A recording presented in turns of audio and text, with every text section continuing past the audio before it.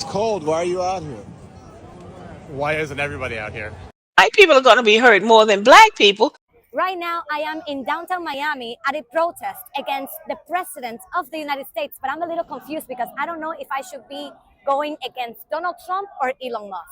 Hey, ho, Donald Trump has got to go. Hey, hey, ho. The Republicans who control our House and Senate are mimicking all of the terrible, unconstitutional actions that their buddies in D.C. are taking. Keep doing it. Keep standing here with us because they need to know that we are not going to take it. We are not going to take it. We are not going to take it. My name is Ana Hernandez. I'm a proud first-generation daughter of American-born immigrant parents. And I have been impacted by systemic issues because of people like Trump, like Elon Musk, people that set up systemic barriers for our people. Hate mongers! Hate mongers! And what I know is that when our people come together and we fight, we win. This is not a moment, this is a movement, y'all. And we will join forces, and we will fight back, and we will resist because we are powerful. Why are you here? I'm here to save our democracy. We have an executive who's concentrating all the powers in that branch, and the legislative branch is not standing up for their powers. You know, we already have all this money that's been approved to go to the USAID, all these other places, and Musk and Trump are trying to reallocate it, whatever, for themselves somewhere else. It's not their job. Yeah. We need to make sure that that doesn't happen. It's a lot of folks out here. You glad? I'm very glad, yes. Yeah.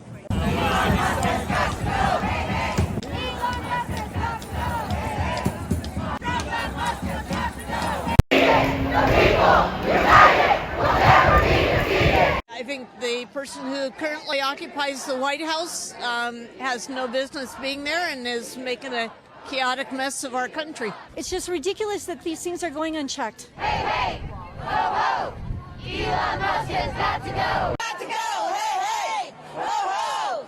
Elon Musk has got to go. Hey, hey, ho, ho. Elon Musk has got to go.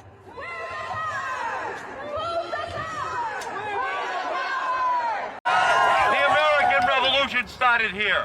The revolution of abolitionism started here. The revolution of the suffragette movement started here. The revolution of same-sex marriage started here. The revolution against the war in Vietnam started here.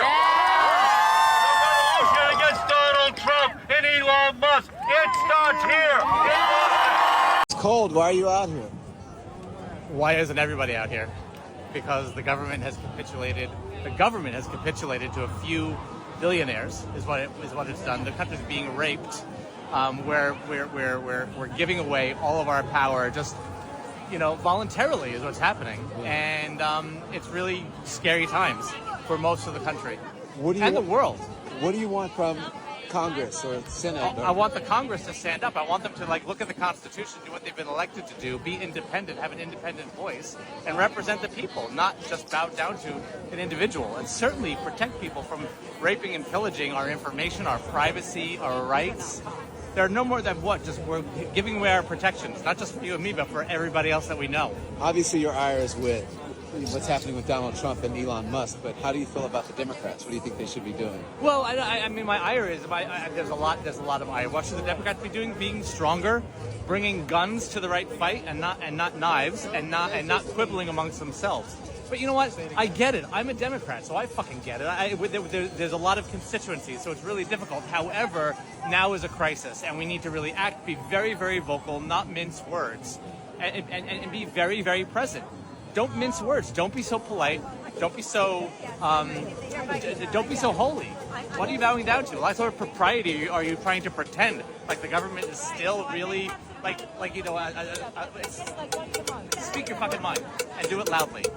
That's what I want. And yes, we are commanded to love one another, whether we want to or not, or whether we agree with each other or not. And y'all, we are in the fight for our identity and our dignity. We're not all going to agree about everything, but all hands have to be on deck So my suggestion is that we look for the people who are upholding the things that we care about, our identity and our dignity, the things that define us in the way that we want to be defined. In my last video about Americans protesting and Black people being missing in action, some of y'all were asking, where are the police? When Black people are peacefully protesting in these large cities, you've got a large presence of police standing around with their weapons looking like they're ready for a fight. But these people are out protesting. Not many Black people are around.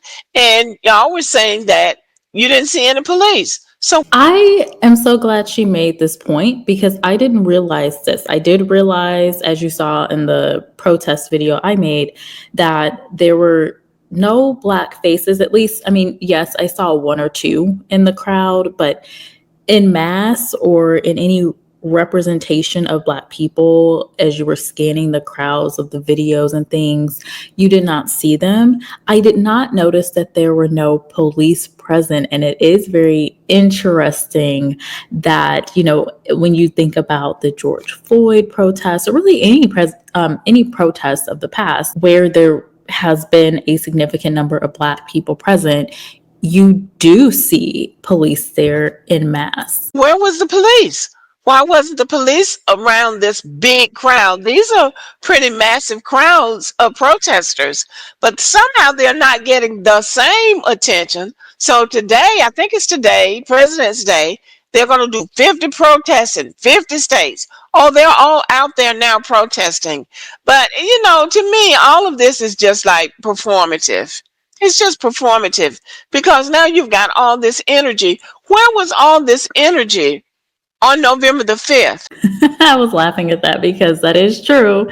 Where was the energy? But I think the energy comes when people are upset or they are, you know, really excited about something, excited about change. And I will say, playing the political game, we see how politics works. It's not always the best person that actually gets into the White House. And the thing is, people were not excited. It wasn't the same excitement for, say, President Barack Obama. And this idea of change and really getting people excited to go out and vote. It almost felt like former Vice President Harris was set up for success. Well, I'm sorry, was not set up for success by the Democratic Party, because I always thought, like, okay, where's the slogan? You know, Trump has a slogan. Where's the slogan for Harris that's really popular and really good that people are going to go out and, you know, actually talk about? Where is all of the public marketing, you know, all of the great marketing that gets done during these political campaigns, like something that really excites people? They didn't have enough time, honestly, because this whole time people thought, well, for the majority of the time, people thought that they were just going to either be voting for former President Biden or current President Trump. And then everything shifted. So there was not even enough time. Like, I honestly just felt like former VP Harris was not set up for success by the Democratic Party. And the Democratic Party overall was not listening to what people were saying and why people were shifting from the Democratic Party to go and vote for Trump. I was sharing videos about it. And it's like, people are like, even Black people, and it takes a lot for us to go over to the other side. Even Black people were talking about this, a long time liberals, people that voted for Barack Obama were saying they were voting for Trump. Like, that's not typical behavior. And I really didn't feel like the Democratic Party really looked at, okay, how can we change and actually listen to what people are saying and make some shifts? It just didn't happen at all. So that's my opinion. Don't take this any kind of way. It's just me kind of looking at the whole thing. Some of these people, I'm sure, did not vote for Donald Trump, but some of them did. And now they have buyer's remorse. They regret voting for him because his policies are affecting everybody. I will say you are seeing some instances of people that are not supporting Trump as heavily. And also, I want to make a video about this, but there's people saying that in their neighborhoods where they live, they were seeing Trump signs and they're not seeing them in people's, outside or just in areas where they did, that slowly people were taking the signs down. Now, I don't know if that's a normal thing after the campaign's over and stuff, after everyone's voted, that you take the signs down. But I do recall still seeing a lot of signs, stickers, posters, different places. So that was interesting. We'll have to talk about that later. But I do see more people that are saying like, oh, I shouldn't have voted at all.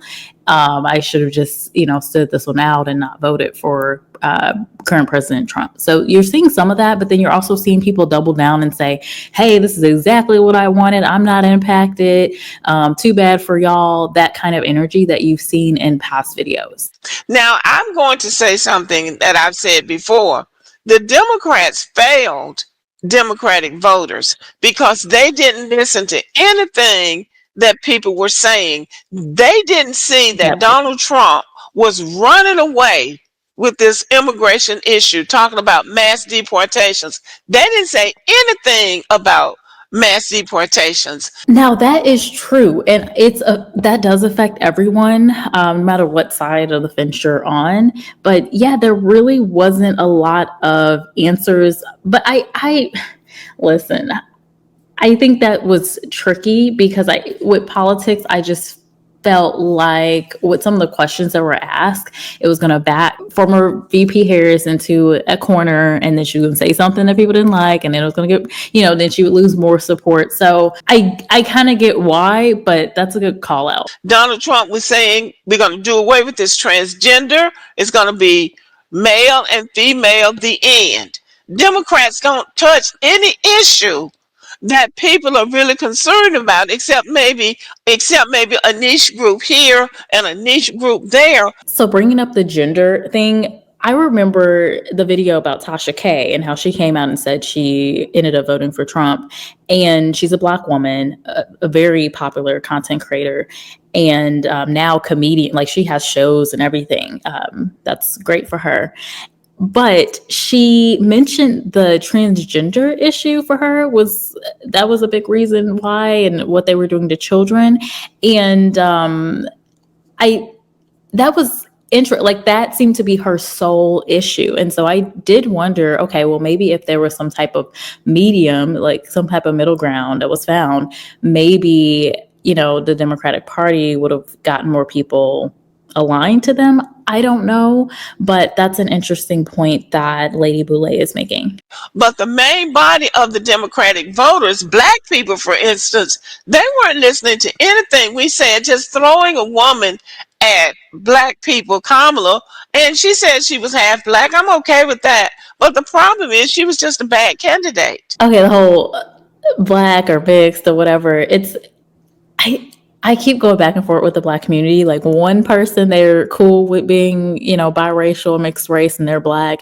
Another person, they're not okay with them being Black. It's very confusing to me. She was a bad candidate, and Kamala didn't have any business being anywhere near the vice presidency, let alone running for president. Okay, now I'm not even trying to take a side here. I try my best not to on these videos, but so I want to understand better why she feels this way, because under my understanding, what constitutes a person as being able to serve as a vice president, the qualifiers are you have to be a natural born citizen of the United States, you have to be at least 35 years old, and you have to be a permanent resident in the United States for at least 14 years. And I think she met the qualifications. And so there's plenty of people in these offices, as we're seeing now, that don't seem to meet qualifications that you would think they would need, but they're in their office anyway. So, I mean, these are very open qualifiers, eligibility and requirements. Let me know if you know of something that's different that you know of that is a qualifier, but those are the qualifiers for me. So that's just my question of like, okay, well, what do you mean by she shouldn't have been anywhere near the office, or shouldn't have been, VP? Now, with my limited knowledge of U.S. history, you could make the argument that not many vice presidents end up running and winning the bid for presidency. At least to my knowledge, I'll have to look it up later, but from what I recall, not many have actually been successful. So if that's really what we're thinking about, is that, hey, this is not typically likely to happen. And so if we're putting up a woman president, someone that would be the first woman president, why not set them up for success? And history tells us that this does not work. That I can absolutely agree with. But we knew the minute she made it to the vice president's office, we were going to have to deal with her. But she was always a bad candidate. Man, so we saw this in some of the videos too. People just did not like former Vice President Harris. It almost reminded me of how people felt about Hillary Clinton. People just did not like her. Men, women, even Black people were scrutinizing. And I really do think it's when it comes to women. Women are harder on other women, men are tougher on women, and critiquing them for having certain positions and leadership. And I don't know at this point, like, will we ever have a woman president in this country? If so, who would you pick? Like, who would be your pick for a woman president? You cannot say Michelle Obama because she's not going to do it. And please do not say Ivanka Trump. Those are only two people. Tell me who you think would be a good candidate for that. Y'all are not going to like me for saying this, but I will say that when looking at Hillary Clinton and former Vice President Harris, I don't feel like they were the most charismatic. And I do feel like for the first woman president, she's going to have a lot of charisma. And I mean, it's going to have to be Superwoman, right? Because, people just don't like women in leadership in general. It changed my mind, right? But I will say I did feel like Harris was more charismatic than Hillary Clinton, and Clinton got me with the hot sauce in my bag and all the pandering personally. But yeah. And I mean, got me as in I did not like it, and I gave her a lot of side eye for that. I just did not like a lot of the pandering that she was doing to the Black community. That was just unneeded. But typically, Democratic presidents and Republican presidents, I feel, do the same thing when it comes to the Black population.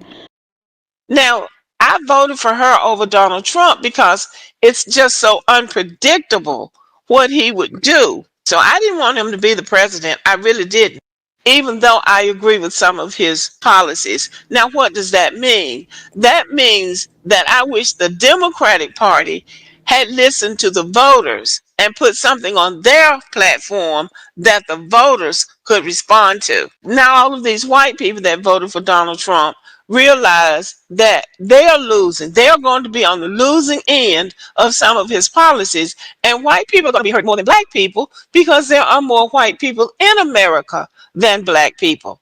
White people are going to be hurt more than Black people because there are more white people in America than Black people. And that's just the bottom line. In response to the question, where is the police in these white protest rallies or marches or whatever they're calling them? I believe that there is police presence there, not as much maybe as it would be when Black people are protesting. But the police are there because they've had some arrests in Washington, D.C. I am convinced when Black people are involved and exercise their right to public discourse, law enforcement doesn't know the difference between a protest march and a riot. Wow, that was a good statement by her. I have to go because I have an appointment, but I did want to highlight this video. Check out Lady Boule's channel if you can. She's a bigger creator than me, but I'm sure she will be growing because she raises some really interesting topics on her channel.